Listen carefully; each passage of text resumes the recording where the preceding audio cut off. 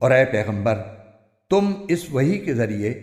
ان لوگوں کو خبردار کرو جو اس بات کا خوف رکھتے ہیں کہ ان کو ان کے پروردگار کے پاس ایسی حالت میں جمع کر کے لایا جائے گا کہ نہ ان کا کوئی یار و مددگار ہوگا نہ کوئی سفارشی،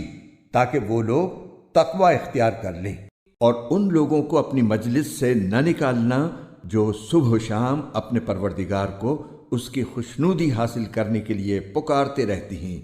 ان کے حساب میں جو اعمال ہیں ان میں سے کسی کی ذمہ داری تم پر نہیں ہے، اور تمہارے حساب میں جو اعمال ہیں ان میں سے کسی کی ذمہ داری ان پر نہیں ہے، جس کی وجہ سے تم انہیں نکال باہر کرو اور ظالموں میں شامل ہو جاؤ۔ اسی طرح ہم نے کچھ لوگوں کو کچھ دوسروں کے ذریعے آزمائش میں ڈالا ہے،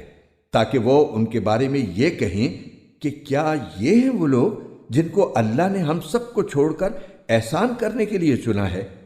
کیا جو کافر یہ بات کہہ رہے ہیں ان کے خیال میں اللہ اپنے شکر گزار بندوں کو دوسروں سے زیادہ نہیں جانتا؟ اور جب تمہارے پاس وہ لوگ آئیں جو ہماری آیتوں پر ایمان رکھتے ہیں تو ان سے کہو سلامتی ہو تم پر،